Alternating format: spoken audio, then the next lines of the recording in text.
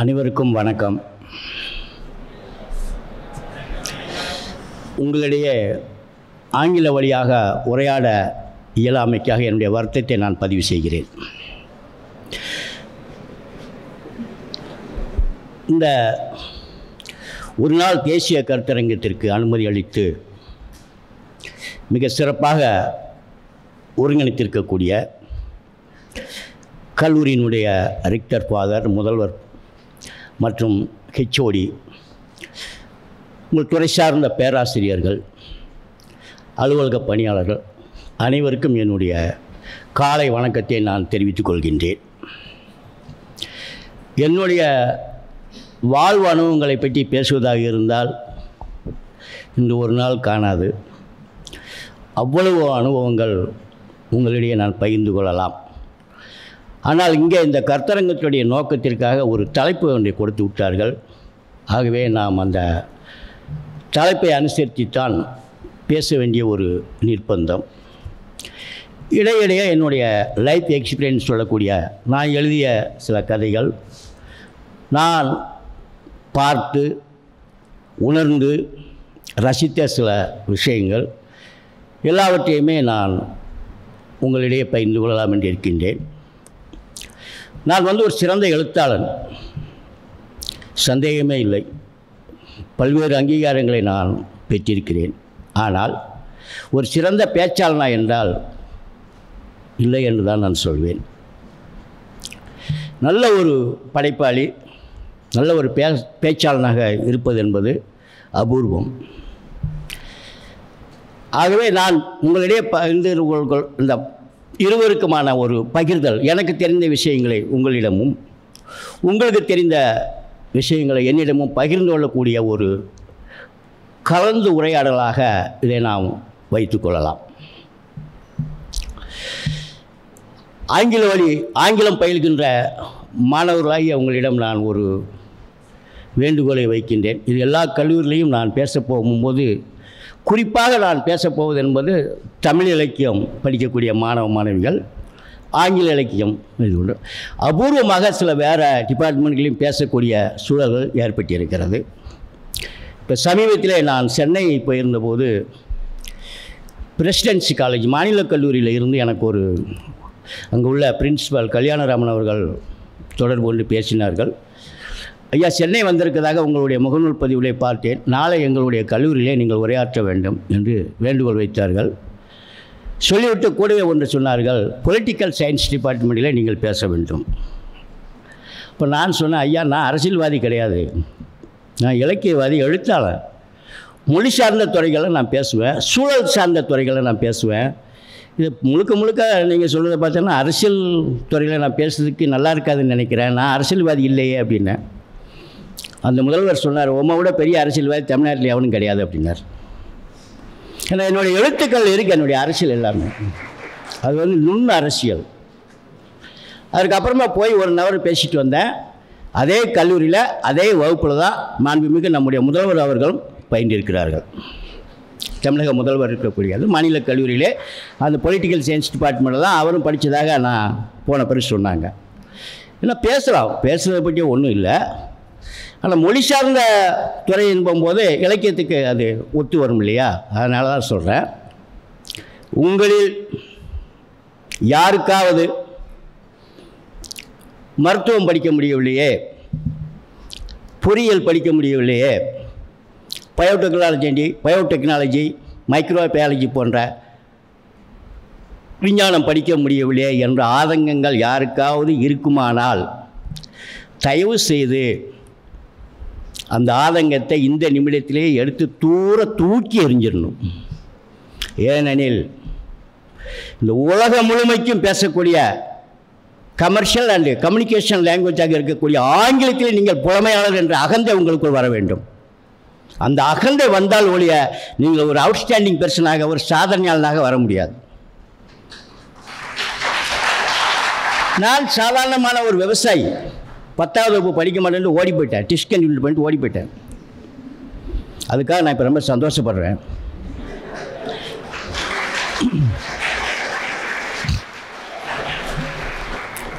ஏன்னா நான் படித்த ஒரு பிஏ டிகிரி எதுவும் வாங்கியிருந்தேன்னு சொன்னால் ஒரு நல்ல அரசு ஊழியனாக இருப்பேன். ஆஃபீஸ் முடிஞ்சோடனே போய் வீட்டுக்கு காய்கறியெல்லாம் வாங்கிட்டு பொண்டாட்டி கொஞ்சம் பூ வாங்கிட்டு வீட்டுக்கு போகக்கூடிய ஒரு அரசியல்வாதியாக இருக்கும். ஆனால் இங்கே உங்களெல்லாம் வந்து சந்திக்கக்கூடிய பாக்கியத்தில் நான் இழந்திருப்பேன். கோவில்பேட்டிலேருந்து திருச்சிக்கு வர்றதுக்கு 4 மணி நேரம் தான். ஆனால் நான் இந்த இடத்துல வந்து நிற்பதற்கு 43 ஆண்டுகள் உழைத்திருக்கிறேன். சாமானியமாக யாரும் வந்துவிட முடியாது. அதற்கான தகுதி வேண்டும். அதை தன்னை மேம்படுத்திக் கொள்ள வேண்டும். அந்த தகுதியை மேம்படுத்திக் கொள்வதற்கு எனக்கு 43 ஆண்டு கால்கள், 80 தொடங்கி 23 வரைக்கும். இல்லைன்னா நான் எப்படி இங்கே வந்து நிற்க முடியும்? கல்லூரிக்குள் நுழையக்கூடிய எந்த தகுதியுமே எனக்கு இல்லாதவன். ஆனால் நான் இன்றைக்கு பாண்டிச்சேரி, தமிழ்நாடு உட்பட அனைத்து கல்லூரிகளையும் நான் உரையாற்றி கொண்டு வருகிறேன். என்னுடைய படைப்புகள் எல்லா கல்லூரியுமே உயர்கல்வித்துறையால் தேர்ந்தெடுக்கப்பட்டு பாடத்திட்டத்தில் சேர்க்கப்பட்டிருக்கிறது. ஆக்ஸ்போர்ட் யூனிவர்சிட்டி மொழிபெயர்த்திருக்கிறது. இங்கிலீஷு, ஹிந்தி, மலையாளம் எல்லா மொழிகளிலும் என்னுடைய ஆக்கங்கள் மொழிபெயர்க்கப்பட்டிருக்கிறது. போன மாதம் 4 நாட்கள் திருவனந்தபுரம் பல்கலைக்கழகத்தில் இயங்கக்கூடிய 3 கல்லூரிகளே நான் உரையாற்றி விட்டு வந்தேன். கல்கத்தா போகிறேன், மும்பை போகிறேன், ஹைதராபாத் போகிறேன், திருவனந்தபுரம் போகிறேன். பிளேட்டில் பறந்துக்கிட்டு இருக்கிறேன். வெறும் 10ஆம் வகுப்பு தான். ஒரு தமிழ் படித்த நான் சாதாரணமாக இவ்வளவு சாதனைகள் சாதிக்கும்போது அதாவது தமிழ்நாட்டுக்குள்ளே மட்டுமே பேசக்கூடிய ஒரு மொழியிலே புலமையானவன் நான், உலகம் முழுக்க பேசக்கூடிய ஆங்கிலத்தில் புலமை விட்டு நீங்கள் சாதிக்க முடியாது எது? நான் கேட்குறேன். இப்போ எனக்கு ஆசியல் லிட்ரேச்சருன்னு தலைப்பு கொடுத்துருக்காங்க. எனக்கு என்ன மொழிபெயர்ப்பு மூலமாக வந்த இலக்கியங்களை தான் நான் படிச்சிருக்க முடியும். டைரெக்டாக எனக்கு ஆங்கில பரீட்சை அவ்வளோவா கிடையாது. ஆனால் உங்களால் இந்த உலகம் முழுமைக்கும் இருந்து வரக்கூடிய அத்தனை இலக்கியங்கள் ஆங்கில வழியாகத்தான் வருது. ஃபஸ்ட்டு ஆங்கிலம். எல்லா மொழியாக இருந்தாலும் தமிழுக்கு வர்றது ஆங்கிலத்தில் தான் தமிழ், இங்கிலீஷ் டு தமிழ். அது நீங்கள் வந்து எவ்வளவு புலமை ஆளராக மாறலாம் இல்லையா? பெருமைக்காக நான் சொல்லவில்லை. 3 முதல்வர்களிடமிருந்து நான் விருது வாங்கியிருக்கிறேன். தமிழ்நாட்டினுடைய 3 முதல்வர்கள், மதிப்புக்கும் மரியாதைக்கும் உரிய முதல்வர் டாக்டர் கலைஞர் அவர்களிடமிருந்தும், மரியாதைக்குரிய முதல்வர் ஜெயலலிதாமியாரிடமிருந்தும், மரியாதைக்குரிய முதல்வர் எடப்பாடியாரிடமிருந்தும் 3 முதல்வர்களிடமிருந்து நான் விருதுகள் வாங்கியிருக்கிறேன். 2 முதல்வர்களுடன் ஒன்றாக உட்கார்ந்து உணவு அருந்தியிருக்கிறேன். கேரள முதல்வர் மதிப்புக்குரிய பினராயி விஜயன் அவர்கள், டெல்லி முதல்வர் சாந்தா ஷீலா நாயர் அவர்கள், இந்த இருவரிடமும் ஒன்றாக உட்கார்ந்து நான் உணவு அருந்தியிருக்கிறேன். 3 முறை தமிழகத்தினுடைய கவர்னருடைய அழைப்பின் பேரில் நான் ராஜ்பவனுக்கு போயிருக்கிறேன் விருந்து சாப்பிட. கவர்னருடன் உட்கார்ந்து விருந்து சாப்பிடுவேன்.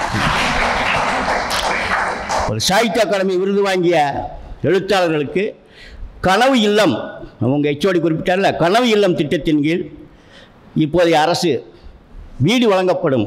தமிழ்நாட்டிலே அவர்கள் எந்த இடத்தில் வேண்டுமானாலும் வீடு வாங்கி கொள்ளலாம்.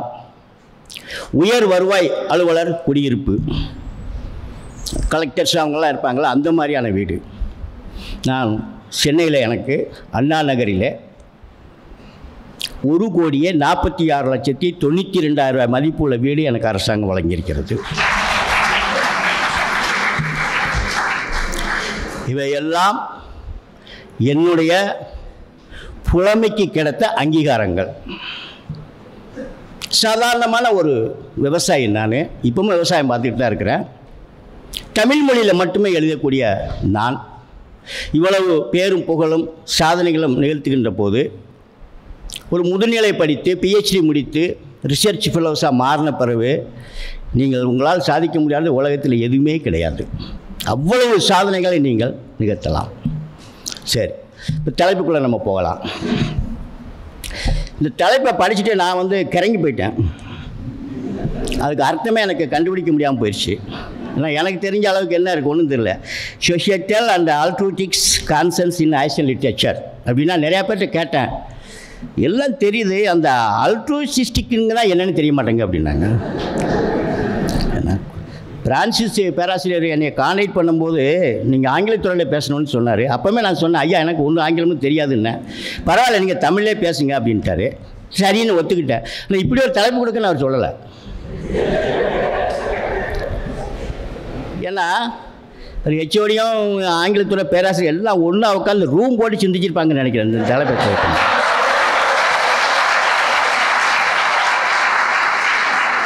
ஏன்னா வரப்போகிற ஆள் ஆங்கிலம் தெரியாத ஆள், அவர் ஒரு விவசாயி, அவருக்கு போய் இப்படி தலைப்பை கொடுத்தா அவர் என்ன பேசுவார்? இதெல்லாம் கொஞ்சம் யோசிச்சிருக்கணும் இல்லையா? எவ்வளவு ஈஸியான தலைப்பு இருக்குது. ஆசிய இலக்கியங்களில் காதல் கொடுக்க வேண்டியதானே? மணிக்கணக்காக பேசுவோம்ல. சரி, அதெல்லாம் விடுங்க. ஆசிய இலக்கியங்களில் பெண்கள், இப்படியெல்லாம் நல்ல நல்ல தலைப்புகளாக இருக்கும்போது இவ்வளவு சிக்கலான ஒரு தலைப்பை கொடுத்துருக்குறாங்க. ஆனால் முக்கியமான தலைப்பு, விவாதிக்கப்பட வேண்டிய ஒரு தலைப்பு. நான் இந்த தலைப்பை எவ்வாறு மொழிமாற்றம் செய்திருக்கிறேன் என்றால், ஆசிய இலக்கியத்தில் சமூக மற்றும் பரோபகார சிந்தனைகள். மனித நேயம்னு சொன்னார் பேராசிரியர். மனித நேயம் எல்லாருமே செய்யக்கூடியது. பரோபகாரம் என்கிற வார்த்தை ரொம்ப ரொம்ப முக்கியமான ஒரு வார்த்தை. சில வார்த்தைகளுக்கு ஆங்கிலத்திலிருந்து தமிழுக்கு டேரெக்டான அர்த்தம் இருக்காது. தமிழிலிருந்து ஆங்கிலத்துக்கு போகிற வார்த்தைகளுக்கும் சில வார்த்தைகளுக்கு டேரெக்டான அர்த்தம் இருக்கணும். அதே மாதிரி தான் இந்த அல்டோஸ்டிக்ங்கிற வார்த்தைக்கு பெர்ஃபெக்டாக குறிப்பிடக்கூடிய ஒரு வார்த்தைன்னு சொன்னோம்னா பரோபகாரம். ஆனால் அந்த பரோபகாரம்ங்கிற வார்த்தை தமிழ் கிடையாது, சமஸ்கிருதம். பர என்ற அந்த அதுக்கு பல்வேறு அர்த்தங்கள் உண்டு. பரமண்டலம், பரமபிதா, பரத்தை, அது வேறு ஒரு பரம்பொருள். இன்னொரு இதை குறிக்கக்கூடிய ஒரு இது, சம்பந்தமே இல்லாத ஒரு அடுத்தவருடைய குறிக்கக்கூடிய ஒரு சொல், ரொம்ப முக்கியமான ஒரு சொல் அந்த பரோபகாரம். அதாவது அதை கரெக்டாக சொல்கிறதுனா எந்த விதமான எதிர்பார்ப்பும் இன்றி யார் எவர் என்னன்னு கூட தெரியாதவனுக்கும் போய் வழியை சென்று உதவுவது. இவ்வளோ அர்த்தங்கள் இருக்குது அந்த ஒற்ற வார்த்தை. பேராசிரியருக்கு இந்த வார்த்தை சொன்னதுக்காக நான் உங்களுடைய HOD அவர்களுக்கு நன்றி சொல்லிக் கொள்கின்றேன். அவ்வளோ முக்கியமான வார்த்தை. அதே மாதிரி ஆங்கிலத்திலிருந்து என்னுடைய எழுத்துக்கள் ஆக்ஸ்போர்ட் யூனிவர்சிட்டி மொழிபெயர்க்கும் போது சில சிக்கல்கள் ஏற்பட்டுச்சு. நான் எழுதின ஒரு சிறுகதை நசுக்கம் என்று பெயர் வைத்திருந்தேன். அதை மொழிபெயர்த்தவர் இந்தியன் எக்ஸ்பிரஸினுடைய ஆசிரியர் மதிப்பிற்குரிய NS ஜெகநாதன் அவர்கள். அவர் மொழிபெயர்க்கும் போது இதுக்கு அர்த்தம் தெரியல. அதாவது இதுக்கு ஈக்குவலான வேர்டு ஆங்கிலத்தில் இல்லை. அதனால் க்ரஸ் நான் போட்டு பார்த்தேன், என்னென்னமோ போட்டு பார்த்தேன். கடைசியில் ஒன்றுமே எனக்கு சரியாக திருப்தியாக வரல. அதனால் நான் ஃபயர் ஒர்க்ஸ், அதாவது பட்டாசு தொழிற்சாலை வேலை பார்க்கக்கூடிய சிறுவர்களை பற்றிய ஒரு சிறுகதை. அவர் என்ன பண்ணிட்டாருன்னா பேரை ஃபயர் ஒர்க்ஸ்னு மொழிபெயர்த்து தான் இந்தியன் எக்ஸ்பிரஸில் வெளியிட்டார். அது மாதிரி இப்போது ஆக்ஸ்போர்ட் யூனிவர்சிட்டியிலேருந்து என்னுடைய ஒரு கூகை அப்படின்னு ஒரு நாவல், அவுல் த வேர்ல்டு பேடு, அதை ஆக்ஸ்போர்ட் யூனிவர்சிட்டி மொழிபெயர்க்கும் போது மொழிபெயர்த்தவர் பிரபலமான ஆங்கில புலமையாளர் திருமதி வசந்த சூர்யா அவர்கள் டெல்லியில் இருக்கிறார்கள். அவங்க அங்கேருந்து ஒரு நாள் ஃபோன் பண்ணி, தர்மன், நீங்கள் கண்மாயை பற்றி எழுதியிருக்கீங்க, கண்மாய்க்கு ஆங்கிலத்தில் வார்த்தைகளே இல்லை, நான் என்னென்னமோ போட்டு பார்த்தேன் சரியாக வரல, தயவுசெய்து நீங்கள் PWD ஆஃபீஸுக்கு போங்க, பொதுப்பணித்துறை பப்ளிக் ஒர்க்ஸ் டிபார்ட்மெண்ட்டுக்கு போய் அங்குள்ள இன்ஜினியர்ஸ் யார்கிட்டையாவது கண்மாய்க்கு நீங்கள் என்ன வேர்டை பயன்படுத்துகிறீங்கன்னு கேளுங்க. ஏன்னா அவங்க 1880 கண்மாய்கள் எல்லாத்தையும் பராமரிக்கிறது அந்த டிபார்ட்மெண்ட்டு தான் அப்படின்னு சொன்னாங்க. சரின்னு சொல்லி நான் கோயில்பட்டியில் உள்ள பொதுப்பணித்துறை அலுவலகத்துக்கு போனேன். அங்கே எக்ஸிக்யூட்டிவ் இன்ஜினியர் மிஸ்டர் கோபாலசாமி அவரை சந்தித்து, இப்படி ஒரு இது இருக்குது சார், நீங்கள் என்ன வார்த்தையை யூஸ் பண்ணி பில்லெல்லாம் பாஸ் பண்ணுறீங்க, கண்மாய்கள்லாம் நீங்கள் தானே பராமரிக்கிறீங்க, அந்த வார்த்தையை எனக்கு வேணும் அப்படின்னு கேட்டேன். அவர் சொன்னார், 1880 நாங்கள் KANMAOY போட்டு தான் பில்லு பாஸ் பண்ணுறேன்ட்டார்.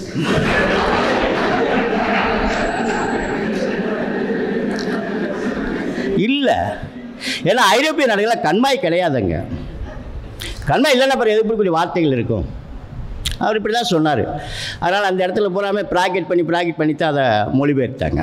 இப்படியான மொழி மாற்றங்கள் வரப்போகும்போது இப்படியான சிக்கல்கள்லாம் நிறையா வரும். அதுக்கு விளக்கம் கொடுத்தா இது பண்ண முடியும், வேறு வழி கிடையாது. சரி, இன்றைக்கு இந்த தலைப்பை நீங்கள் எடுத்துக்கிட்டேன்னு சொன்னால்,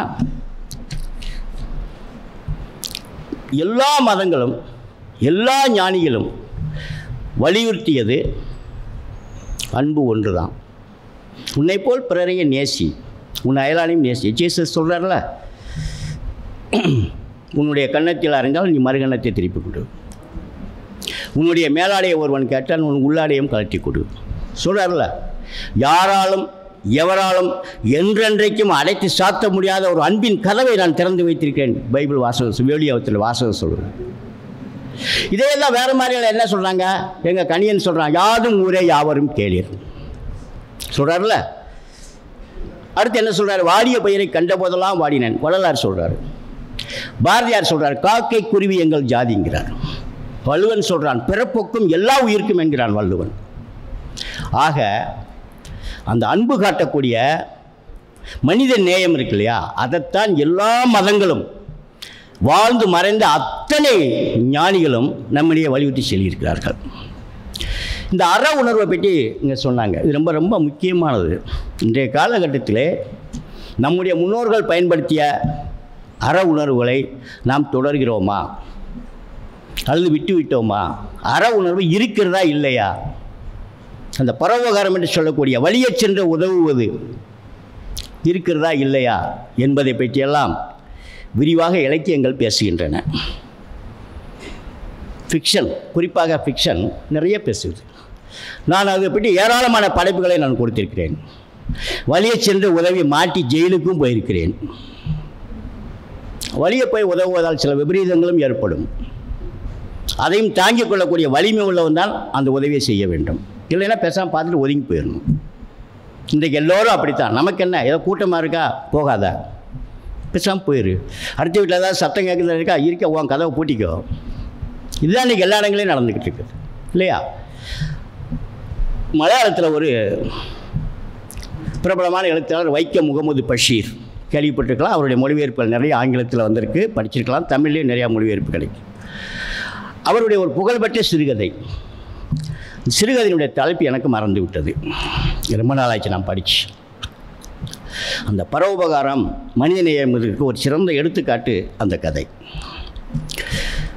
பஷீர் ஒரு ஹோட்டலில் சாப்பிட்றாரு.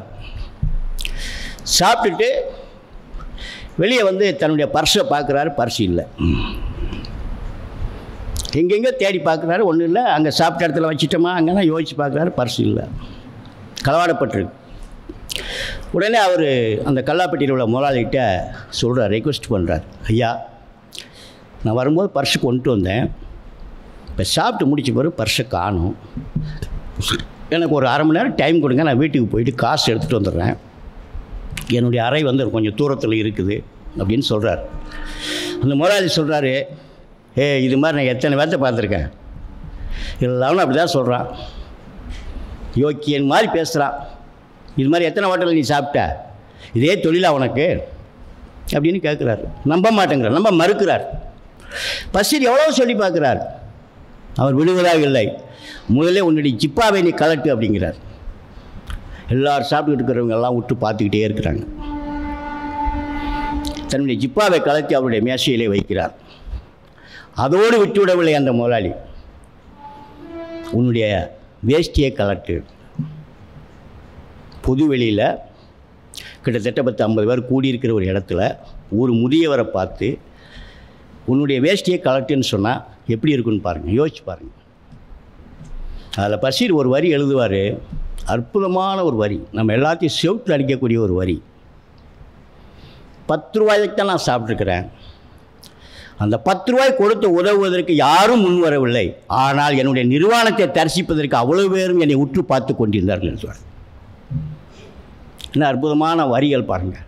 10 ரூபா தான், யாராவது ஒருத்தர் கொடுத்துருக்கலாம், யாரும் கொடுக்கல, தயாரில்லை. ஆனால் ஒரே சைலண்ட்டாக அதை உற்று பார்த்துக்கிட்டு இருக்காங்க, அவர் எப்போ வேஷ்டியை கலட்டுவார்னு சொல்லிட்டு அருமையான ஒரு வரி எழுதுவார். திடீர்னு ஒருத்தன் வர்றான், என்னையா கூட்டம், என்ன இந்த மாதிரி எவ்வளோயா சாப்பிட்ருக்காரு, 10 ரூபா, இந்தா 10 ரூபா.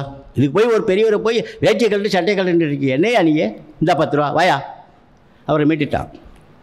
2 பேரும் பேசிகிட்டே தெருவிலேயே போகிறாங்க. அவன் சொல்கிறான், பெரியவரை பார்த்து வரணுங்க, இல்லை முள்ள மாதிரி முடிச்சு மாதிரி போயிருக்கிற ஊர், பிக் பாக்கெட் அடிச்சிருப்பாங்க, கவனமாக இருக்க வேண்டாமா? சரி விட, இந்த பர்ஸில் உங்கள் பர்ஸ் இருக்கான்னு பாருன்னு ஒரு 10 பர்ஸை காட்டுறான். அவன் எனக்கு ஏகப்பட்ட பர்ஸை அடித்து வச்சுருக்கான். இவருக்கு ஒன்றும் போடலை. பார்க்குறாரு, அவருடைய பர்ஸ் அங்கே இருக்கிறது. ஆனாலும் அவன் நமக்கு உதவியவன், ஒரு ஆபத்தமான ஒரு நேரத்தில் என்னை காப்பாற்றியவன், என் மானத்தை காப்பாற்றியவன். அவனை நான் திருடனாக பார்க்க முடியாது. ஆகவே அவர் விட்டு பார்த்து விட்டு சொல்கிறார், என்னுடைய பர்ஸ் இதில் இல்லை, 2 பேருக்குள்ள அறம் எப்படி வருதுன்னு பாருங்கள். அவர் என்ன சொல்கிறான், ஒரு திருடன் காப்பாற்றி கொண்டு வந்துட்டான். ஆனால் இவர் அவனை திருடனாக, என் பர்ஸ் இருக்குன்னா அவனை திருடனாக மாறுறான் அவன். இவர் சொல்கிறாரு, என் பர்ஸ் இதில் இல்லைப்பா. உடனே அவன் அப்படியா சரி போயிட்டு வாங்கன்னு போயிடுறான். கடைசி வரையில் பஷீர் எழுதுகிறார், அவன் பேரை கூட கேட்க நான் மறந்துட்டேன். ஒருவேளை அவனுடைய பேர் தர்மமாக இருக்குமோ அறமாக இருக்குமோ அப்படின்னு கதையை முடிச்சிடுவார். இந்த மாதிரி எவ்வளோ ஒரு சிம்பிளான விஷயம், நமக்கு எவ்வளோ போதனைகளை அது கொடுத்துட்டு போகுது. ஒரு 10 ரூபா காசு தான் அது. ஒரு திருடன் தான் அவன். அவனுக்குள்ளும் இருக்கக்கூடிய ஒரு மனிதாபிமானம் இருக்குது தெரியுமா, அதுதான் பிரதானம். நான் சொல்லப்போனால் நீங்கள் ஆச்சரியப்படுவீங்க, 14 முறை ஜெயிலுக்கு போயிருக்கிறேன். 14 days 14 தடவை போயிருக்கிறேன். இப்போ 15ஆவது தடவை போகிறதுக்கு ஆசையாக இருக்குது. எப்படி போகணுன்னு எனக்கு தெரிய மாட்டேங்குது. அவ்வளோ ஆசை ஜெயிலுக்கு போகிறதுக்கு. ஏன்னா அங்கே ஜெயிலுக்கு நான் ஏன் போனேன் அப்படின்னா, நான் ஒரு தொழிற்சங்கவாதி. ஒரு விவசாயி மட்டும் இல்லை, நான் ஒரு தொழிற்சங்கவாதி. யூனியன் லீடர்ஸ் கடுமையான போராட்டங்களாக நடத்துவோம். அப்போ இவங்களாம் வெளியே நின்றானா ஃபேக்ட்ரியை ரன் பண்ண முடியாது, இவங்கெல்லாம் அரெஸ்ட் பண்ணணும்னு சொல்லி கம்ப்ளைண்ட் கொடுத்துட்டாங்கன்னா எங்களை தூக்கி கொண்டு போய் கோர்ட்டார் முன்னாடி நிப்பாட்டிடுவாங்க. கோர்ட்டார் கேட்பார், வேலைக்கு போகிறவங்களாம் மறிக்க மாட்டேன் அப்படின்னு எழுதி கொடுத்துட்டு போயா அப்படிம்பார். நான் எழுதி கொடுக்க மாட்டேன், நான் ஜெயிலுக்கு தான் போகிறேன். பாளையங்கோடி ஜெயிலில் போட்டுருவாங்க. நான் ஒரு அரசியல் கைதியாக நான் போகிறதுனால என்னை யாரும் எந்த கண்ட்ரோலும் பண்ண மாட்டாங்க. என்னுடன் வரக்கூடிய 10-15 தோழர்களையும் ஒன்றும் பண்ண மாட்டாங்க. நாங்கள் எல்லாரோடையும் பேச. நான் ஜெயிலுக்கு முக்கியமாக போகிறது ஏன்னு சொன்னால், அங்கே உள்ள கொலை கைதிகளை பார்த்து நான் பேசணுங்கிறதுக்காக தான் போகிறேன். ஏன்னா நீங்கள் நினைக்கிற மாதிரி அவங்க கொழுத்து போய் யாருமே கொலை செய்யலை. அவனுக்கான நிர்பந்தம், அவன் ஒரு ஆளை ஒருவனுடைய உயிரை பறிக்கிற அளவுக்கு அவன் ஒரு கிரிமினலாக மாறுறான், குற்றவாளியாக மாறுறான்னா அவனுக்கான நிர்பந்தங்கள் என்னென்ன, இதுதான் ரொம்ப ரொம்பமான முக்கியமான விஷயங்கள். நான் அரசியல் கைதியாக இருக்கிறதுனால யார் கூடயும் நம்பி பேசலாம். ஒரு 2 கொலை பண்ணினவங்கள்ட்ட போய் ஆயுள் தண்டனை கைதியாக இருப்பான். நான் ஒரு 5 நிமிஷம் பேசினா மூசுன்னு அழுவான். அவன் யாரை வெட்டிட்டு வந்திருக்கான், அவருடைய தங்கச்சி மாப்பிள்ளையை 2 வெட்டிட்டு வந்திருக்கான் துண்டா. அவள் தங்கச்சி 3 குழந்தைகளுடன் பிளாட்பாத்தில் நிற்கிறான். இவன் மனைவி 2 குழந்தைகளுடன் பிளாட்பாத்தில் நிற்குது. அந்த 1 செகண்டில் அவன் மிருகமானதனுடைய விளைவு அவனுடைய லைஃபே போச்சு. உணர்ச்சிபூர்வமாக சிந்தித்தல், அறிவுபூர்வமாக சிந்திக்காமல் உணர்ச்சிபூர்வமாக சிந்தித்தல், அதனுடைய விளைவு அவன் ஆயுள் தண்டனை கைதி, இருவருடைய குடும்பமும் நெருக்கடியாக இருக்கக்கூடிய நிலை. ஒவ்வொரு கைதியும் ஒரு நாவல், ஒவ்வொரு கைதியும் ஒரு நாவல். அவ்வளவு அனுபவங்கள் அவங்ககிட்ட இருக்குது. அப்படி ஒரு நாங்கள் இருக்கும்போது ஒரு தடவை ஜெயில் சூப்பரண்டு என்னையை கூப்பிட்டாரு. போனேன். தலைவர் இந்த கடிதத்தை படிங்க அப்படின்னு சொன்னார். பார்த்தா அட்ரஸ் அவருடைய அட்ரஸ் எழுதப்பட்டிருந்தது. ஐயா இது உங்களுக்கு தான் வந்திருக்கு, எனக்கு தான் வந்திருக்கு, நீங்கள் படிங்க அப்படின்னார். நான் அந்த அற உணர்வு அன்பை பற்றி சொல்றதுக்காக இந்த கதையை சொல்கிறேன். என் வாழ்க்கையில் நடந்த கதை அது. படித்தா என்னுடைய பெயர் என்ன பெயர், இந்த ஆண்டு நான் கொலை கைதியாக ஆயுள் தண்டனை கைதியாக 10 ஆண்டுகள் நான் தண்டனை அனுபவித்த ஒரு கைதி. தமிழக முதல்வர் அண்ணாதுரை அவர்களுடைய பிறந்தநாள் வந்தபோது நல்லெண்ண அடிப்படையில் என்னை ரிலீஸ் பண்ணிட்டீங்க, நான் ஊருக்கு வந்துட்டேன், இப்போ ஊரில் நான் நன்றாக இருக்கிறேன், கரிமூட்டம் போட்டு 4 பேருக்கு வேலை கொடுக்கிறேன், விறகு வெட்டுகிற வேலை, என்னுடைய மனைவியை நன்றாக கவனித்துக் கொள்கிறேன், என்னுடைய பிள்ளைகளை நன்றாக படிக்க வைக்கிறேன், நான் ஒரு முழு மனுஷனாக வாழ்கிறேன்.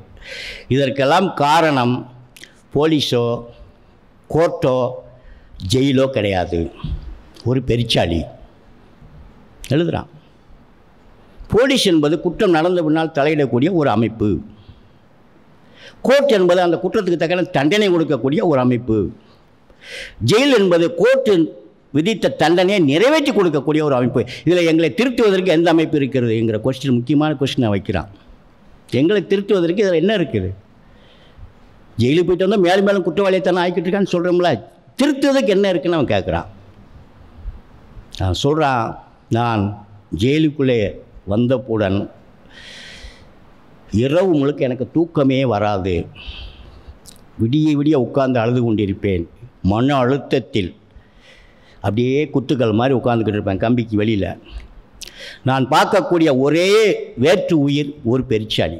நைட்டு இரவு 11-12 மணிக்கு மேலே அந்த கிச்சனுக்கு நோக்கி அது கிராஸ் பண்ணி போகும். அங்கே ஒரு இடத்துல விறகு குமிச்சு போட்டிருப்பாங்க, அதை நோக்கி போகும். மற்ற அங்கே மரங்களெல்லாம் வெட்டிடுவாங்க, ஒன்றும் இருக்காது. பறவைகள் எதையுமே பார்க்க முடியாது. சக கைதிகளை சாப்பிட போது பார்க்கலாம், அவ்வளோதான். வேறு எந்த உயிரினத்தையும் நீங்கள் பார்க்க முடியாது. நான் தினமும் அந்த பெருச்சாளியை ஊற்று பார்த்து கொண்டிருந்த காரணத்தினால் எனக்கு கொடுக்கக்கூடிய உணவில் பாதியை நான் சாப்பிட்டு விட்டு பாதியை நான் கொண்டு வந்து வைத்து, அந்த பெருச்சாளி வருகின்ற போது என்னுடைய கையை வெளியே நீட்டி அதற்கு கொஞ்சம் கொஞ்சமாக உணவுகள் போட்டு நானும் பெருச்சாளியும் ஃப்ரெண்ட் ஆகிவிட்டோம். நான் உள்ளே இருந்து உணவு போட்டு அது வெளியில் உட்காந்து சாப்பிட்டுக்கிட்டே இருக்கும். நான் என்னுடைய சோகங்களை எல்லாம், என்னுடைய மன அழுத்தங்களை எல்லாம் கொட்டி தீர்ப்பேன். அதற்கப்புறமாக அது போய்விடும். எனக்கு தூக்கம் வரும், நான் தூங்குவேன். கொஞ்ச நேரம் நான் தூங்குவேன். அப்புறம் கொஞ்ச நாள் கழித்து நானும் பெருச்சாலியை ரொம்ப டியரஸ்ட் ஆகிட்டோம். நான் ஒரு சவுண்டு கொடுத்தா வந்துடும், எனக்கு தேவைப்படும்போது நான் கூப்பிட்டா வரும். இப்படித்தான் நான் 7 ஆண்டுகளை கழித்தேன். எழுதிட்டு கடைசியில் எழுதுகிறான், தயவு செய்து நீங்கள் அந்த பெருச்சாலியை கொன்று விடாதீர்கள், 2 கொலை பண்ணுவேன். எழுதிட்டு, என்னை மாதிரி கொடூரமான குற்றவாளிகளை உங்களுடைய காவல்துறையால் திருத்த முடியாது, நீதிமன்றத்தால் திருத்த முடியாது, ஜெயிலாலும் திருத்த முடியாது. அவர்களெல்லாம் நீங்கள் திருத்தி மனிதனாக ஆக்க வேண்டும் என்றால் அவன் ஜெயிலுக்குள்ளே இருக்கும்போது அவனுடன் வாழ்வதற்கு ஒரு கிளி குஞ்சு கொடுங்கள், ஒரு மைனா குஞ்சு கொடுங்கள், ஒரு எலி குஞ்சியாவது கொடுங்கள், அது அவனை திருத்தி விடும்னு எழுதுகிறான் கடிதத்தில். அன்பு தான், வேறு ஒன்றுமே இல்லை. அவனை போட்டு லத்தியை வச்சு அடித்து கதை நடக்காதுங்கிறான். அவன் சொல்கிறான், அவனுடைய அனுபவத்தில் சொல்கிறான். இந்த மாதிரி கதைகள் எனக்கு நிறைய கிடைக்கும். நான் ஜெயிலுக்குள்ளே போயிட்டு வந்த பிறகு நான் அதை அப்படியே லட்டு மாதிரி கொண்டு வருவேன். நான் இந்த கதையை கொண்டு வந்து வடிகால் அப்படிங்கிற பேரில் 1/2 மணி நேரம் ட்ராமாவை மாற்றி ஆல் இந்தியா ரேடியோ திருநெல்வேலி கொடுத்தேன். அவங்க இது நல்லா இருக்கு சார், அந்த கான்செப்ட் பிரமாதமாக இருக்குன்னு சொல்லிட்டு கொஞ்சம் பொறுங்கன்னு சொல்லிவிட்டு ஒரே நேரத்தில் அந்த கதை பாண்டிச்சேரி, காரைக்கால், சென்னை, திருச்சி, கோயம்புத்தூர், மதுரை, திருநெல்வேலி, நாகர்கோவில் அனைத்து நிலையங்கள்லேயும் ஒளிபரப்புனாங்க அந்த நாடகத்தை. ஒவ்வொரு நிலையத்திலிருந்தும் எனக்கு 2500 ரூபா ரேட்டுக்கு ஒரு 30,000 ரூபா வருமானம் வந்துச்சு நான் ஜெயிலுக்கு போனதுக்கு. அதுக்கப்புறம் தமிழ் இந்துவில் அது சிறுகதையாக மாற்றி தீபாவளி மலரை கொடுத்தேன். அவங்க ஒரு 5000 ரூபா கொடுத்தாங்க. ஆக அன்பு என்பது எங்கேருந்து கிடைக்கும்? மரம், செடி, கொடிகள் இடலாம். வாடிய பயிரை பண்டவெல்லாம் வாடின வள்ளலார் சொல்கிறார்ல. இந்த அறம் சக மனிதனுக்கு காட்டக்கூடிய மனிதநேயம் என்பது வேறு. மனிதர்கள் அற்ற மிருகங்கள், அக்ரிணைகள், இதுகிட்டெல்லாம் நம்ம காட்டக்கூடிய அன்பு இதை விட உயர்ந்த ஒரு அன்பு இல்லையா? எவ்வளவு அது அற்புதமான விஷயங்கள்லாம் இருக்குது பாருங்கள். அஸ்ஸாமில் பிரம்மபுத்திரா நதி தீரத்தில் வசிக்கக்கூடிய பழங்குடியின மக்கள், ட்ரைப்ஸு, அவங்கள வெளியேற்றுறதுக்கு அரசாங்கம் அந்த அணைக்கட்டு, மானசோகர் அணைக்கட்டு கட்டுவதற்காக முயற்சி பண்ணுது கவர்மெண்ட்டு. அவங்க வெளியேற முடியாதுங்கிறாங்க. அந்த பழங்குடிகள் வெளியேறவே முடியாது அப்படின்றாங்க. எவ்வளோ முயற்சி பண்ணாலும் அவங்கள வெளியேற்ற முடியல. திடீர்னு போலீஸோ மிலிட்ரியோ போனோம்னா அந்த பழங்குடியின மக்கள் என்ன செய்கிறாங்கன்னா, ஓடி போய் ஆளுக்கு ஒரு மரத்தை கட்டி பிடிச்சிக்கிடுவோம். குழந்தைகள் உட்பட ஆளுக்கு ஒரு மரத்தை இறுக்க கட்டி பிடிச்சிக்கிடுவாங்க. அவங்கள பிடிங்கினாலும் விட மாட்டான், மரத்தை தான் கட்டி பிடிப்பாங்க. அப்போ இந்த அவங்கள ஷிஃப்ட் பண்ணுறதுக்காக போகக்கூடிய அந்த மிலிட்ரி, போலீஸ் கூட ஊடகவியலாளர் போகிறாங்க, பத்திரிக்கைக்காரங்க போகிறாங்க. அவங்க என்ன கேட்குறாங்க, உங்களை வெளியே அப்புறப்படுறதுக்கு போலீஸ் வந்திருக்கு, இராணுவம் வந்திருக்கு, நீங்கள் அவங்கள போய் கட்டி பிடிக்காமல் எதுக்காக மரத்தை போய் கட்டி பிடிக்கிறீங்க? ஊடகவியலாளர் கேட்கத்தானே செய்வாங்க. நீங்கள் அவங்க கூட தான் ஃபைட் பண்ணணும், அவங்க தான் உங்களை வெளியேற்ற வந்திருக்காங்க, நீங்கள் அவங்கள கட்டி பிடிக்காமல் ஓடி போய் நீங்கள் போய் மரத்தையும் கட்டி பிடிக்கிறீங்க அப்படின்னு கேட்கும்போது அவர்கள் சொல்கின்ற பதில், we hug only who have hearts. இதயம் உள்ளவரைத்தான் நாங்கள் கட்டிப்பிடிப்போம். மரத்தை சக மனுஷனாக நேசிக்கக்கூடிய பழங்குடிகள் எவ்வளோ உயர்ந்த ஒரு இதில் வச்சுருக்காங்க. நம்ம அவனை போய் பழங்குடிகள்னு சொல்லிக்கிட்டு இருக்கிறோம். ஒரு மரத்தை இதயம் உள்ள ஒரு இதாக பார்க்கக்கூடிய பழங்குடிகள் இனத்தை நம்ம எப்படி வச்சு, இன்றைக்கும் நீலகிரி மாவட்டத்தில் ஒரு குறிப்பிட்ட பழங்குடியின மக்கள் ஒரு புல், ஒரு மரத்தில் ஒரு கிளை அகற்றணும்டா கொடுசுட, அதில் மன்னிப்பு கட்டிட்டு தான் அதை வெட்டுறாங்க, அந்த புல்லை பிடுங்குறாங்க. நான் பழங்குடியின மக்கள் கூட ஏராளமான தொடர்பில் இருப்பவன். நான் அவர்களுடன் இரவு வேட்டைக்கு செல்பவன். தாமிரபரணி நதி எங்கே உற்பத்தி ஆகுதுன்னு சொல்லி பொதியமலை உச்சிக்கு போய் அந்த பழங்குடியின மக்களுடன் வாழ்ந்தவன். என்னுடைய வாழ்வு அனுபவங்கள் என்பது மிகவும் நெடிய ஒரு வாழ்வு அனுபவம். அப்படியெல்லாம் இருந்தால் தான் நான் டிஃப்ரெண்ட்டாக எழுத முடியும். இல்லைன்னு சொன்னால் 100 101 தான் நான் வரிசையில் நிற்க முடியும். என்னுடைய புத்தகங்களில் இதுவரை 14 நூல்களிலும் என்னுடைய முகவரி இருக்காது, என்னுடைய புகைப்படம் இருக்காது, என்னுடைய தொலைபேசி எண்ணு இருக்காது, வெளியீட்டு விழாவும் கிடையாது. என்னுடைய பதிப்பாளர் சொல்கிறாரு, உங்கள் புஸ்தகம் ஆப்பிரிக்காவில் வெளியிட்டாலும் விற்று போகும், நீங்கள் எதுக்கு வேஸ்ட்டாக செலவழிக்க போகிறீங்க. இதனால் எனக்கு சில இளைஞர்கள் உண்டு. அருகில் இருக்கக்கூடிய உருமூர் தனலட்சுமி கல்லூரி காட்டூர், அங்கே பிஹெச்டி பண்ணக்கூடிய ஒரு மாணவி மோகன சுந்தரி என்னுடைய முகவரியை என்னுடன் தொடர்பு கொள்ளக்கூடிய வழியில் அது கண்டுபிடிக்க முடியல. உடனே என்ன பண்ணாங்கன்னு தெரியுமா, எழுத்தாளர் இறந்து விட்டார் அப்படின்னு பதிவு பண்ணி பிஹெச்டி வாங்கிட்டாங்க. அந்த கைடு ஒரு அதில் வந்து என் முகவரி என்னுடைய தானே இல்லை, ஆனால் பதிப்பாளருடைய முகவரி இருக்குது, பதிப்பாளருடைய அட்ரஸ் இருக்கு இல்லையா, அவங்களாவது கான்டாக்ட் பண்ணணும் அப்படின்னு சொல்லி அந்த கைடு ப்ரொபஸருக்கும் ஐடியா வரல. கடைசியில் என்னை சாகடித்தார்கள். அப்புறமா தொலைக்காட்சியில் நான் பேசிக்கிட்டு இருக்கும்போது என்னை பார்த்துட்டு, எழுத்தாளர் சாகலை, நம்ம தான் மர்டர் பண்ணியிருக்கோம். கோயில்பட்டிக்கு வந்துட்டாங்க. கோயில்பட்டிக்கு வந்து அங்கங்கெல்லாம் தேடி அலைஞ்சி ஒரு புத்தக கடையில் போய் கேட்டு என்னுடைய வீட்டை கண்டுபிடிச்சி என்கிட்ட வந்து இன்றைக்கி இன்டர்வியூ பண்ணிட்டு போனாங்க. இப்படியெல்லாம் சில இளைஞர்கள் உண்டு. இப்போ சமயத்தில் நான் ஒரு தொலைக்காட்சியில் பேசிக்கிட்டு இருக்கேன். என்னுடைய வீட்டுக்கு ஒரு 10 வீடு தள்ளி ஒரு விறகு கடை இருக்குது, பெரிய கடை. அவர் நேராக வந்தார். நான் தொலைக்காட்சி பார்த்துக்கிட்டு இருக்கேன். நான் என்னுடைய நிகழ்ச்சி தான் போய்கிட்டு இருக்கு. வந்து வேகமாக எட்டி பார்த்தாரு. என்ன நைனா அப்படின்னா, டிவியில் உங்களை எங்கேன்னு ஒருத்தன் பேசிக்கிட்டு இருக்கா ஐயா. நான் கூட நீர்தானக்கு நினச்சேன், அச்சா இருக்கான் அப்படிங்கிறாரு. ஏன்னா நான் இப்படி இருக்கிறதுனால என்னுடைய தெருவில் யாருக்குமே என் எழுத்தாளர் தெரியாது, நான் அடையாளப்படுத்த மாட்டேன். நான் என்னுடைய தொலைபேசி நம்பர்லாம் ஏன் கொடுக்கக்கூடாதுன்னு சொல்கிறேன்னா, எனக்கு அதனால் சில இடைஞ்சல்கள் இருக்குது, நிறைய இடைஞ்சல்கள் இருக்குது. என்னுடைய முகவரி கொடுத்தாலும் ஏகப்பட்ட படைப்புகளை எனக்கு அனுப்புகிறாங்க, கருத்துக்கள் கேட்குறாங்க. அதுக்கு சில ஆளுகளுக்கு தான் நம்ம சொல்ல முடியும். எல்லாருடையும் உட்காந்து படிச்சுட்டு இருந்தோம்னா எனக்கு நேரம் கிடையாது. அதனால் நான் ஒளிந்து வாழக்கூடிய ஒரு படைப்பாளி, மிக குறைவாக எழுதி நிறைவான பேரும் புகழும் சம்பாதித்த ஒரு எழுத்தாளர்.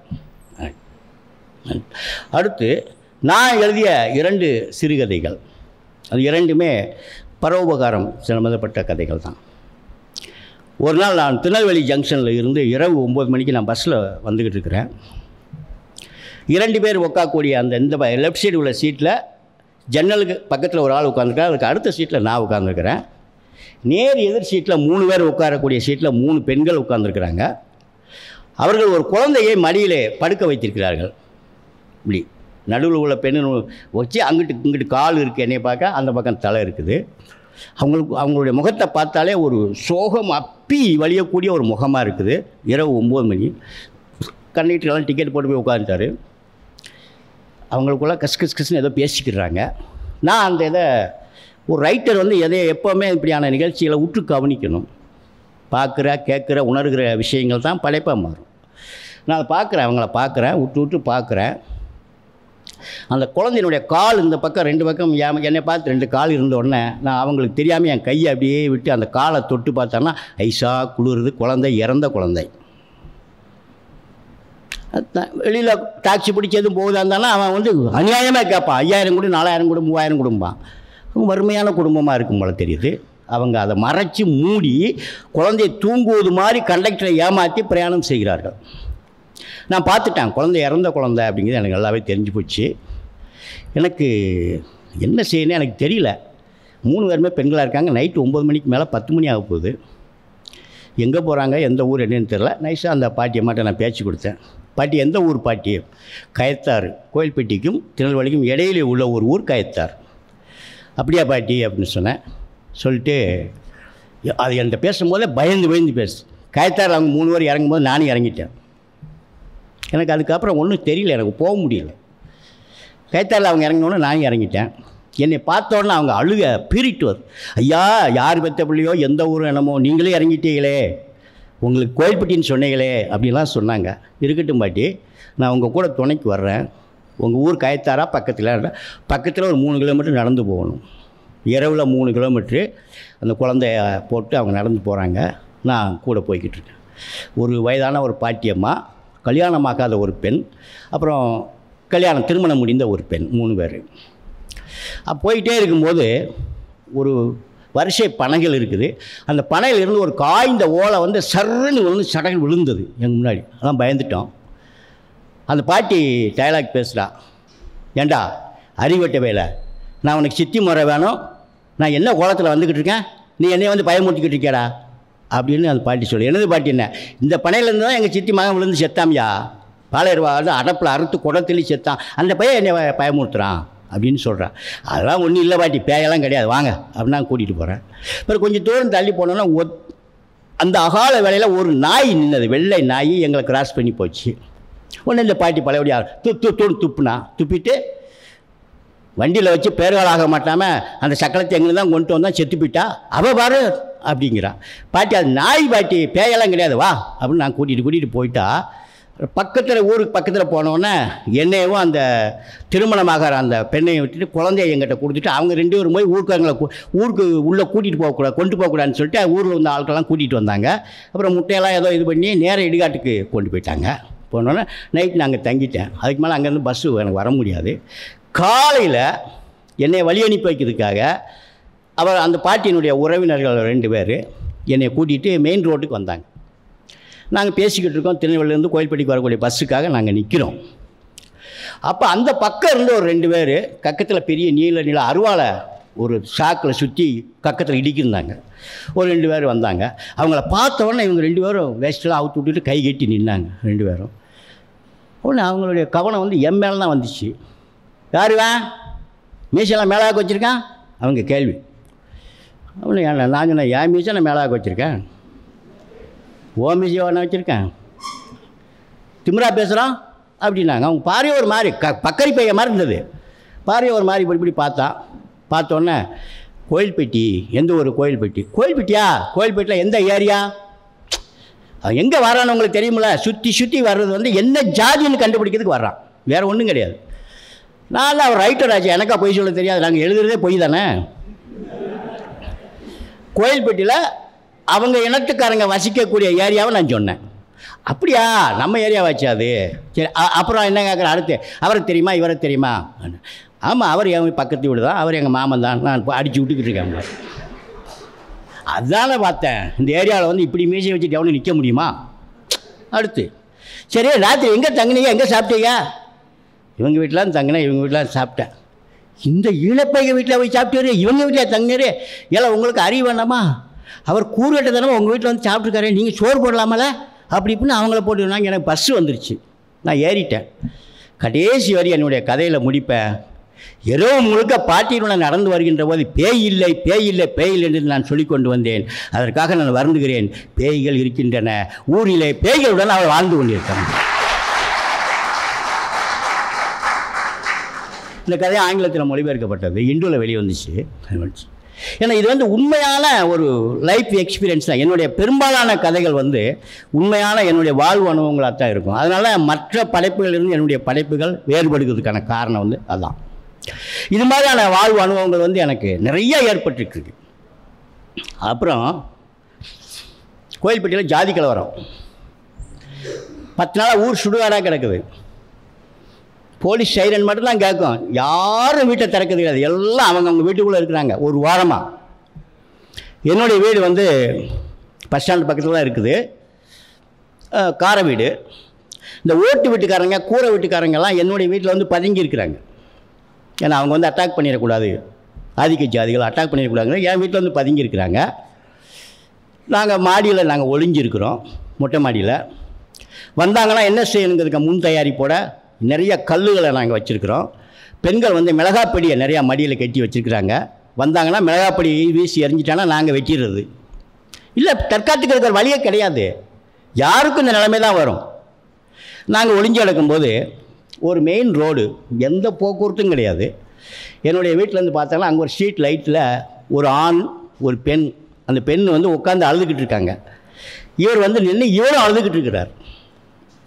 இப்போ என்னன்னு எங்களுக்கு தெரியல அங்கேருந்து பார்க்குறதுக்கு. சரி போய் பார்த்துட்டாலும் நான் ஆம்பளையாளுக்கு வெளியே போக முடியாது, பெண்கள் ஓரளவு போகலான்னு வைங்க. நான் பக்கத்தில் உள்ள 2 பெண்கள் அனுப்பி அவங்க என்னென்னு பார்த்துட்டு வந்துடுங்க, அது யாருன்னு. நைட்டு 11 மணி ஆயிடுச்சு, அழுதுகிட்டு இருக்கிறாங்க அப்படின்னா. அங்கே போனால் அது நிறைய மாத கர்ப்பிணி அந்த பெண். பஸ்ஸுக்காரன் இடையில இறக்கி விட்டுட்டு இதுக்காண்டு வண்டி போகாதுன்ட்டு போயிட்டான். அவங்க தேனி போக வேண்டியவங்க. கோயில்பேட்டில் 11 மணிக்கு நைட்டு என்ன பண்ணுவாங்க சொல்லுங்கள், என்ன பண்ணுவாங்க? அப்போ தான் இந்த மாதிரியான வார்த்தைகளுடைய முக்கியத்துவம், பரோபகாரம் வருது. நான் வந்து அவங்களை இங்கே கூட்டிகிட்டு வந்துடுங்க அப்படின்னு சொன்னேன். சரி, இங்கே கூட்டிகிட்டு வந்துட்டாங்க, எங்கள் வீட்டுக்கு கூட்டிகிட்டு வந்துட்டாங்க. அநியாயத்துக்கு அந்த அம்மாவுக்கு பிரசவ வலி வேறு வந்துடுச்சு. எவ்வளோ ஒரு இக்கட்டான ஒரு இடம்னு பாருங்கள், பிரசவ வலி வந்துடுச்சு. என்ன செய்ய முடியும்? நான் உடனடியாக எனக்கு தெரிஞ்ச டாக்டர் பூவேஸ்வரின்னு ஒரு மேடம், எம்டி டாக்டர், அவங்களுக்கு நான் ஃபோன் பண்ணுறேன். அண்ணே, நீங்கள் பக்கத்தில் பத்மா மருத்துவமனைன்னு ஒரு ஹாஸ்பிட்டல் இருக்கு இல்லையா, அங்கே கொண்டு போயிருங்க, எப்படியாவது கொண்டு போயிருங்க, நான் காரில் வந்துடுறேன், என்னையும் ஒன்றும் பண்ண மாட்டாங்க, நான் டாக்டர் இல்லையா அப்படின்னு சொல்லிட்டாங்க. எப்படி கொண்டு போகிறது? ஆட்டோ கிடையாது, கார் கிடையாது, எதுவுமே கிடையாது. எங்களுடைய டூ வீலரில் அவங்கள உட்கார வச்சு அந்த பக்கம் இந்த பக்கம் 2 பேர் பின்னத்தை பார்த்து கடைசியாக கோயில்பட்டிக்கு வந்தாங்க. எனக்கு டிஸ்ட்ரிக்ட் கலெக்டர்கிட்ட இருந்த ஒரு வேண்டுகோள், நீங்கள் அவங்க கூட போய் 1 மணி நேரம் உரையாடணும் அப்படின்னு சொல்லி. இந்த பிரயாணத்துக்கு பேர் வேர்களை தேடி அப்படின்னு வச்சுருந்தாங்க. அவங்களுக்கு பேர் வேர்களை தேடி அப்படின்னு சொல்லிட்டு. இப்போ நான் அவங்க கூட போய் 1 மணி நேரம் செலவிட்டேன். எனக்கு தான் இங்கிலீஷ் தெரியாத என்ன பண்ண, ஒரு மொழிபெயர்ப்பாளர் வச்சுக்கிட்டு நாங்கள் 2 பேருமே பேசி, நீங்கள் எந்த வேர்களை தேடி வர்றீங்க? மீனாட்சி அம்மன் கோயிலும் தஞ்சை பெரிய கோயிலும் மகாபலிபுரமும் உங்களுடைய தமிழருடைய பெருமிதத்தையும் சிற்பக்கலைகளையும் தான் காட்டும் மொழியை வேர்களை உங்களுக்கு காட்டாது. நீங்கள் உங்களுடைய வேர்களை தெரிந்து கொள்ள வேண்டும் என்றால் நீங்கள் இலக்கியத்திற்கு வாருங்கள். தமிழ் இலக்கியம் படியுங்கள், ஆங்கில இலக்கியம் படியுங்கள், சங்க இலக்கியம் படியுங்கள். அங்கே தான் உங்களுடைய வேர்களும் உங்களுடைய கலாச்சாரம் பண்பாடுகள்லாம் அங்கே தான் இருக்குது. நாங்கள் தான் பதிவு பண்ணி வச்சுருக்கோம் அப்படின்னு சொல்லி நான் அவங்ககிட்ட பேசினேன். ஏன்னா விருந்தோம்பல் இன்னும் யார்கிட்ட இருக்குது? என்ன விருந்தோம்பலை நம்ம பெண்கள் ஒரு புதுசாக ஒன்று கண்டுபிடிச்சிருக்காங்க தெரியுமா? அதெல்லாம் நீங்கள் கேள்விப்பட்டிருக்கலாம். உங்களை சாப்பிட சொல்லலாம், நீங்களாம் எங்கள் வீட்டில் சாப்பிடுவீங்களா? முடிஞ்சு வச்சு விருந்தோம்பல். ஏன்னா அப்படின்னா என்ன, அவங்க ஆர்டர் பண்ணி சாப்பிட்றாங்கன்னு அர்த்தம். ஹோட்டலில் ஆர்டர் பண்ணி சாப்பிடக்கூடிய ஒரு கல்ச்சர் இப்போ இன்றைக்கி இதாக வந்துடுச்சு. இப்படி சொல்லிட்டாலாம் ஒன்றுமே பண்ண முடியாது. இதே டைலாக் அந்த காலத்துடைய பெண்கள் என்ன சொல்லுவாங்க? பசியாத்தம் அமர்த்தாமல் போகக்கூடாது, கை நினைக்காமல் போகக்கூடாது, சாப்பிட்டுட்டு தான் போகணும், வற்புறுத்துவாங்க. அப்படியே ஒரு ஆத்திர அவசரம் நம்ம சாப்பிடாமல் போயிட்டாலும் 2 மாதம் கழித்து நம்மளை பார்த்தா கூட அதைத்தான் சொல்லுவாங்க. போப்பா, நீங்களாம் ஒரு மனுஷனா, அன்றைக்கி கை நினைக்காமல் போயிட்டே, அப்படி என்ன அவசரம், இப்படி தான் சொல்லுவாங்க. அந்த அளவுக்கு நம்முடைய விருந்தோம்பல் இருந்தது. இன்றைக்கி அதுகளெல்லாம் இல்லை. குறுந்தொகை காலத்தால் முந்திய சங்க இலக்கியம். அந்த குறுந்தொகையில் ஒரு வரி, விருந்துள்ள யாரும் உள்ளிரோடு எட்டி பார்த்து கதவு சாத்தினால். பார்த்தீங்களா எவ்வளோ உயர்ந்த வரி. நான் இரவு 10 மணிக்கு மேல் அனைவரும் தூங்கும்போது கூட வெளியே எட்டி பார்த்து யாராவது சாப்பிடுறதுக்கு யாசகர்கள் இருக்காங்களா, திண்ணையில் படுத்திருக்காங்களா என்று சொல்லி அந்த இல்லத்தரசி எட்டி பார்த்து விட்டு கதவை சாத்தினால் என்கின்ற ஒரு வரியை பதிவு செய்திருக்கிறான் நம்முடைய புலவன். அப்படி இருந்த விருந்தோம்பல் இன்னைக்கு எந்த நிலைமையில் இருக்குது? எந்த வீட்லேயுமே விருந்தோம்பல்ங்கிற வார்த்தைக்கு இடமே கிடையாது. அந்த அளவுக்கு போயிடுச்சு. இது மாதிரி தமிழ் கல்ச்சரில் உள்ள நிறைய விஷயங்களெல்லாம் நான் அவங்களுக்கு எடுத்து சொன்னோன்னே அவங்களுக்கு சந்தோஷம் தாங்க முடியும், ஆச்சரியப்பட்டு போயிட்டாங்க. இப்போ இந்த இதில் பற்றி எல்லாம் பிரிட்டிஷ்காரன் பதிவு பண்ணி வச்சுருக்கான். பிரிட்டிஷ் மேஜர் வெல்ஸ் எழுதின புத்தகத்தை நீங்கள் படிச்சின்னு சொன்னால் எல்லா கலாச்சார விஷயங்களும் பேட்டும் பிரிட்டிஷ் மேஜர் வெல்ஸும் அவ்வளோ பதிவு பண்ணி வச்சுருக்காங்க. நான் போகக்கூடிய அனைத்து கல்லூரியிலும் நான் கேட்கக்கூடிய ஒரு விஷயம், குறிப்பாக பெண்களிடம், உங்களுக்கு குலவை போட தெரியுமா? சொல்லுங்கள் மாணவிகளே, உங்களுக்கு யாருக்காவது குழந்தை, உங்கள் தாத்தா கேட்குறேன், குழந்தை போட தெரியுமா உங்களுக்கு? குலவை போடுறதுக்கு தெரியாது. குலவை எவ்வளவு முக்கியமான ஒரு இது தெரியுமா? மங்களகரமான காரியங்கள். ஒரு பெண்ணு போய் பெய்து விட்டால் அந்த கொண்டாடத்துக்கு திருமணமாகும் போது குலவை, பொங்கல் வைக்கும் போது குலவை, போருக்கு அனுப்பும் போது குலவை, வெற்றி பெற்று திரும்பும் போது குலவை, இத்தனை இருந்தது நம்ம தமிழ் கல்ச்சரில். இன்றைக்கி வரக்கூடிய தலைமுறை யாருக்கும் குலவைனா என்னன்னே தெரியாது. பிரிட்டிஷ் மேஜர் யுத்தத்தை நிறுத்திய குலவைன்னு ஒரு சாப்டரே வச்சுருக்கான். மை மிலிட்ரி ரெமினிசன்ஸ்ங்கிற புஸ்தகத்தில் இராணுவ பழக்கங்களின் முன்னால் உள்ள என் ஞாபகங்கள் அப்படின்னு ஒரு புஸ்தகம். 1800 காலகட்டம். இந்த பிரிட்டிஷ் மேஜர் வெல்ஸ் தான் கட்டபொம்மன், ஊமத்துறை, சின்னமருது, பெரிய மருது, வெள்ளைத்தேவன், சுந்தரலிங்கம் அத்தனை பேர்த்தையும் வேட்டையாடி கொன்றவன். ஆனால் அவனுக்குள்ள ஒரு பெரிய மனிதாபிமானம் இருக்குது, பெரிய மனிதாபிமானி. சில இடங்கள் அவன் எழுதின எழுத்துக்கள் நம்மளே அழுக வைக்கும். தயவு செய்து ஆங்கிலத்தில் கிடைக்கிறது விட்டுறாதங்க. நான் ஆங்கிலத்தில் தமிழ் மொழிபெயர்ப்பு வந்த பிறகு அதை படித்தேன், கேள்விப்பட்டு. ஆங்கிலத்திலே இருக்குது, தமிழ்லேயும் இருக்குது, சிவகங்கையிலேருந்து போட்டிருக்காங்க. ஆங்கிலத்திலையும் நீங்கள் படிக்கலாம். யுத்தத்தை நிறுத்திய குலவைன்னு ஒரு சாப்டர் வச்சுருக்கான். ஐயா, அவனுக்கு தெரியுது குலவையினுடைய அருமை. என்ன எழுதுறான்னு சொன்னால், ஊமத்துறை ஜெயிலிருந்து தப்பிச்சிட்டாரு 1802. இவங்க என்ன பண்ணுறாங்கன்னா, வல்லநாடு மலையிலேயே தேடிட்டு அலைகிறாங்க. ஏன்னா கட்டபொம்மனுடைய கோட்டையை தரமட்டமாக்கியாச்சு, ரெவன்யூ ரிக்கார்ட்லேருந்து அந்த இடத்த எடுத்தாச்சு. இவன் அங்கே போயிருக்க மாட்டான் அப்படின்னு நினச்சிட்டு இங்கேயே தேடிக்கிட்டு இருக்காங்க. ஊமத்துறை அங்கே போய் கோட்டை கட்டிட்டார், ஏழே நல்ல ஒரு கோட்டை கட்டிட்டார். உளவு தகவல் மேஜருக்கு போகுது, ஊமத்துறை இங்கே இல்லை, அங்கே கோட்டை கட்டிட்டார், யுத்தத்துக்கு தயாராகிட்டார். அப்படின்னா இவன் பயந்து போயிட்டான். அங்கே போய் பார்த்தா ஒரு சாதாரணமாக ஒரு கோட்டையை கட்டிட்டு உள்ளே இருக்கிறாங்க, யுத்தத்துக்கு ஆரம்பிக்கலாம்ங்கிறான். உள்ளே இவர் மேஜர் எழுதுகிறாரு, வலிமையான மாஸ்டர் ரக பீரங்கிகள் எங்களிடம் இருக்கின்றன. இந்த கோட்டையை நிர்மூலமாக்குவது ரொம்பவும் ஈஸி. ஏன்னா அந்த வலிமையான கோட்டையவே நாங்கள் தகர்த்து விட்டோம். இவ்வளவு தெரிஞ்சிருந்த ஊமத்துறை யுத்தத்தை ஆரம்பிக்க சொல்கிறார் என்றால் என்ன காரணம்? அதை நான் தெரிஞ்சால் தான் யுத்தத்தை ஆரம்பிப்பேன். துபாசி என்று சொல்லக்கூடிய அந்த இவருடைய மொழிபெயர்ப்பாளரை உள்ளே அனுப்புகிறான் கோட்டைக்குள்ளே. போய் அவன் ஊமத்துறையிட்ட பேசும்போது ஊமத்துறை யுத்தத்தை ஆரம்பிக்க சொல்லு, தொப்பியை கலட்டி கையில் வச்சு ஊதி கசக்கி நான் ஊதிடுவேன்னு சொல்லி விட்றாரு.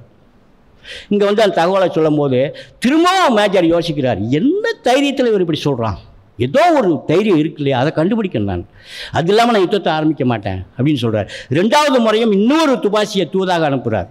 அவரும் வந்து அதே தான் சொல்கிறார், சரணடைய முடியாதுன்னு சொல்லிட்டார், யுத்தத்தை ஆரம்பிக்க சொல்கிறார் ஊமத்துறைன்னு. சொன்ன உடனே அந்த இடத்துல வெல்ஸ் எழுதுகிறாரு, 2வது போன தூதன் என் கூட வந்து பேசி கொண்டிருக்கும்போது இதுவரை நான் கேட்டே அறியாத ஒரு பீரங்கியினுடைய சைரன் சத்தம் கோட்டைக்குள்ளேருந்து கேட்டது.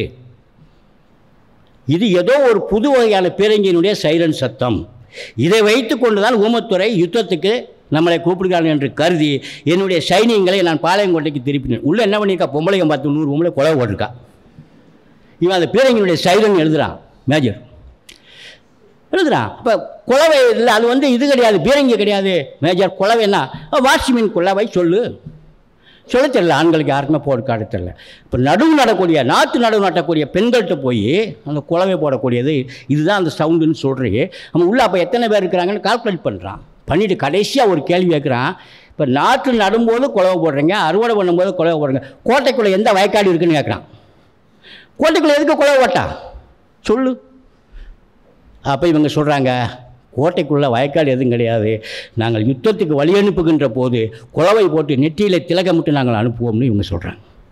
அதில் எழுதுகிறாங்க கடைசியில், யுத்தத்துக்கு தன்னுடைய அண்ணனையோ தம்பியையோ கணவனையோ அனுப்புகின்ற போது அவன் திரும்பி வருவான் என்பது நிச்சயம் இல்லை, ஆனாலும் நீங்கள் குழவை போட்டு வாழ்த்தி அனுப்புவா, you are a dangerous peoples, நீங்கள் ரொம்ப அபாயகரமான ஆட்கள்னு பதிவு பண்ணுறாங்க. இதெல்லாம் நீங்கள் படிக்கும்போது உங்களுக்கு இந்த நேரமே கிடைக்காது. நேரங்கள் இப்போ நேரம் போகலன்னு சொல்லிட்டு கேளிக்கைகளை ஈடுபடக்கூடிய அத்தனையும் உங்களை விட்டு மறைஞ்சு வரும். இந்த மாதிரியானதை தேட ஆரம்பிச்சிருங்க. இது மாதிரி 1000 விஷயங்களை நீங்கள் படிக்கலாம், தெரிந்து கொள்ளலாம். இதை பத்திரிகையில் நீங்கள் கட்டுரையாக எழுதி பணம் சம்பாதிக்கலாம்.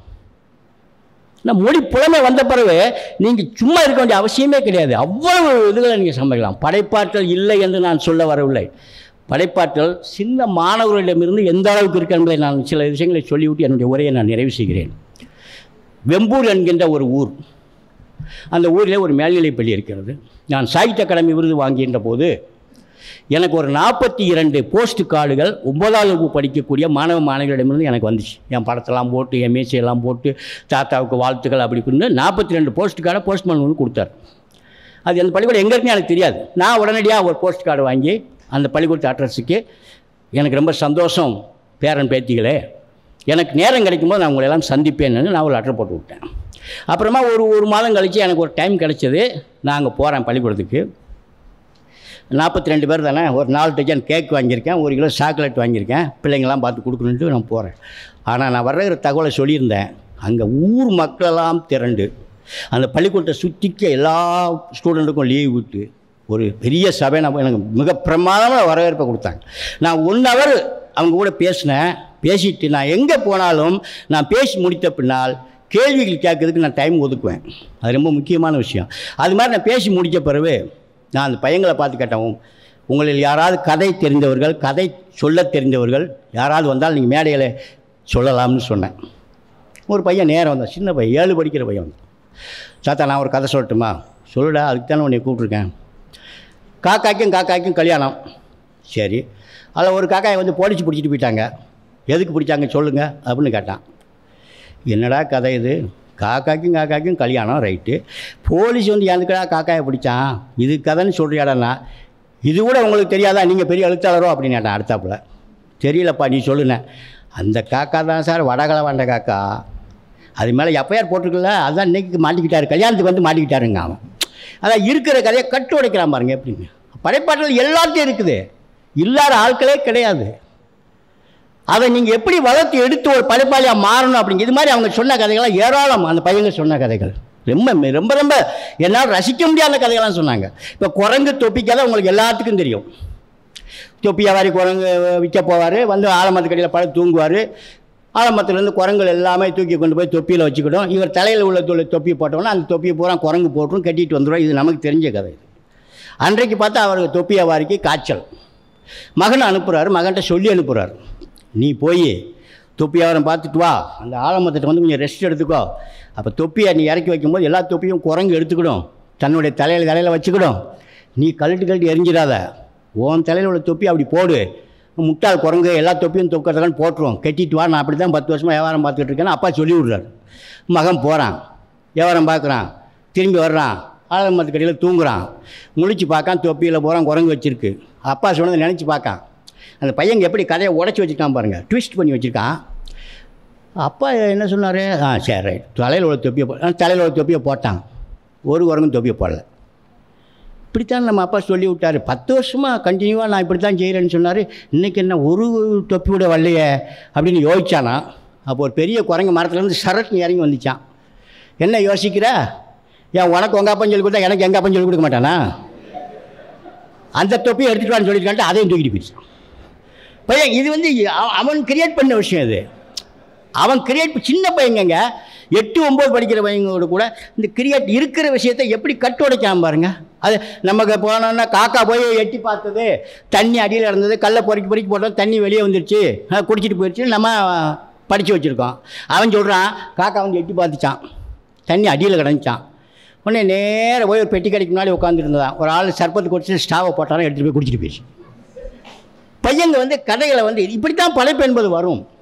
இந்த மாதிரி தான் நான் பேசப்போய் அந்த இது வந்து இது அவங்களா கிரியேட் பண்ணி வச்சுருக்காங்க. நிறைய பேர் இந்த மாதிரி கதை சொன்னாங்க, எனக்கு ரொம்ப சந்தோஷமாக இருந்தது.